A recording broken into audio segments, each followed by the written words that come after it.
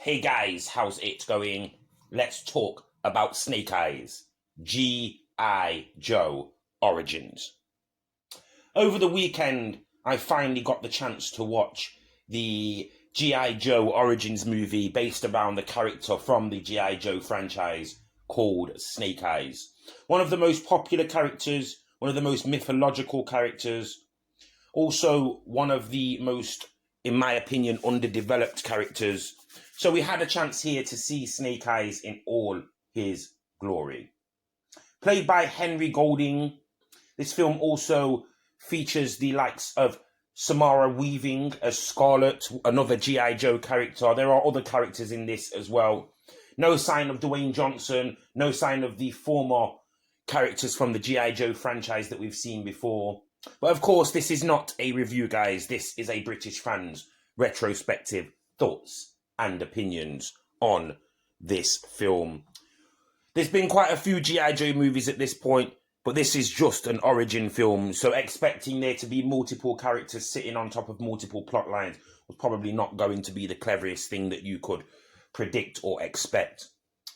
However, I will call out the fact that there is so little action in this film for the first 45 minutes to an hour that you could be forgiven for thinking that this is not actually a blockbuster film. Now, of course, a lot of this film would have been planned and filmed during and after the issues worldwide, but that is not an excuse. I have noticed over the years that people criticise when Dwayne Johnson, etc., were part of the G.I. Joe franchise, saying that they'd wrestling and Hollywooded up the G.I. Joe franchise too much. I myself would long to go back to those days of The Rock, etc., being in this franchise. At least when they were in the franchise, the films were actually watchable. Because if you must know my full opinion, I'd say that this film is bad. This film is almost unwatchable at times. There are times when I was just completely taken out of the plot line. I couldn't understand what I was being told. Basically, to give you some kind of synopsis, it's one of these finding yourself quest movies.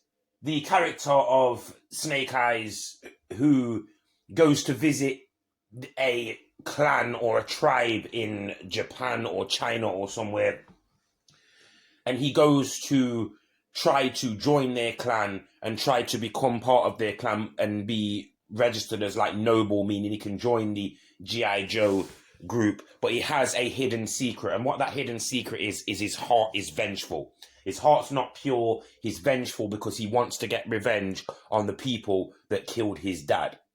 Now, long story short, and spoiler alert, you probably would have known this even if you had half a brain. It turns out that the people that actually are employing him to infiltrate the G.I. Joe base that he's going to, and the training, that basically it's all a sham. And the people that have asked him to do all these things are Cobra. And under the name of Cobra, he goes in talking about, like, thinking that he's going to be doing this great thing, and then he realizes halfway through or at the end of the movie that Cobra was the people that actually killed his parents. Spoiler alert, no surprise, that didn't shock me at all. It was just one of those plot hole covers that these movie producers seem to be able to do. Although this could have been something that was in the actual storyline arc of Snake Eyes long before the film came out. I'm just saying it was a bit easy to go down that road of, oh, it was Cobra, so the guy wasn't clever enough to have figured out that Cobra was the people that killed his dad, even though it was quite obvious that they were the people that had killed his dad. And they basically used his vengeance to control him for a certain amount of the movie until towards the end, he obviously realized that he was being used, even though he did actually do what the Cobra people asked him to do, which was to steal some ruby or gemstone that had incredible power that could just burn things in front of you, some kind of firestone that could just destroy people.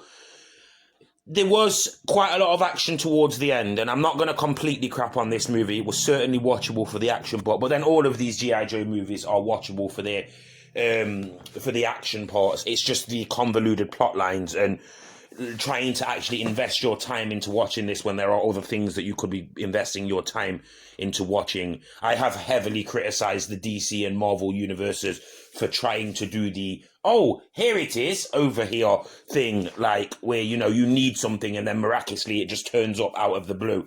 I have stated in the past I can't stand that format, and it really does actually annoy me when movie producers and television producers do that, and it's almost like they're insulting your intelligence. I have enough with that crap with wrestling, never mind having to actually pay to watch movies that actually do this to me.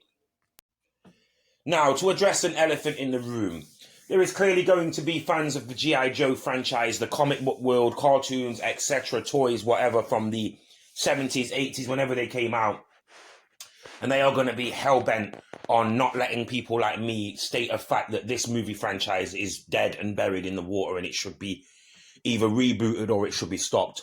Yeah? You will get some fans of G.I. Joe that are utterly disgusted by what they have seen on this screen tonight.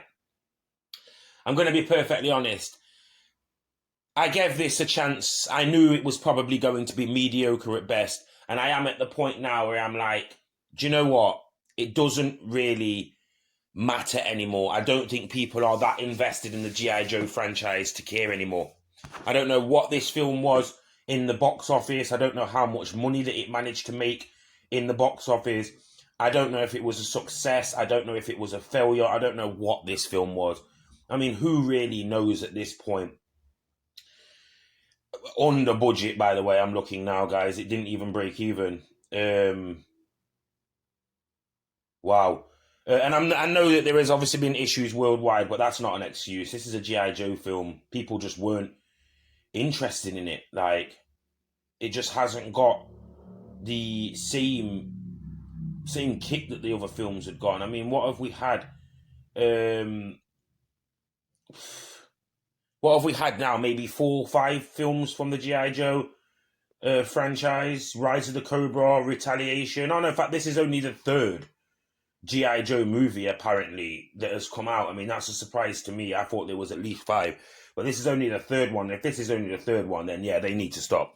This is not a great franchise. Doesn't seem to be going in the right direction either, if you ask my personal opinion. But yeah, there is apparently other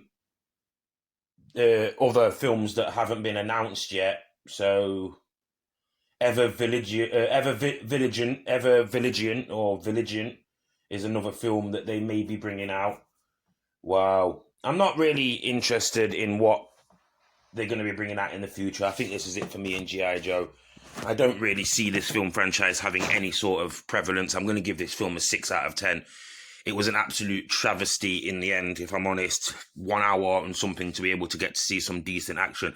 This is one of the worst superhero action types of movies that I've seen in the last few years, guys, and I am not going to recommend it to you at all. And please like, share, subscribe, and stay tuned for more.